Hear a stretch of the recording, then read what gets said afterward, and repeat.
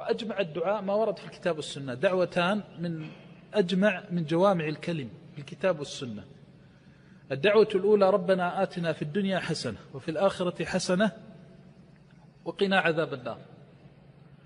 والثانية دعاؤه عليه الصلاة والسلام كما في الصحيح: اللهم أصلح لي ديني الذي هو عصمة أمري، وأصلح لي دنياي التي فيها معاشي، وأصلح لي آخرتي التي إليها معادي، واجعل الحياة زيادة لي في كل خير، واجعل الموت راحة لي من كل شر.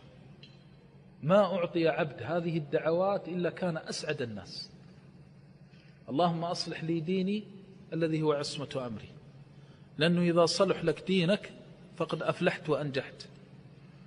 عصمة أمري، ولذلك إذا حفظت في دينك فقد حفظت، وإذا ضاع الدين ضاع العبد وهلك، نسأل الله السلامة والعافية.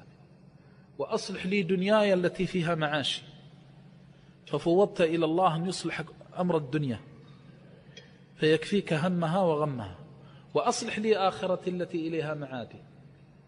وهذا من أعظم ما يكون الإنسان تصلح له آخرته فيزحزح عن النار ويدخل الجنة، فمن زحزح عن النار وأدخل الجنة فقد فاز، جعلنا الله وإياكم منه. وأصلح لي آخرتي التي إليها معادي، واجعل الحياة زيادة لي في كل خير، واجعل الموت راحة لي من كل شر. نسأل الله أن يجعلنا وإياكم ذلك الرجل.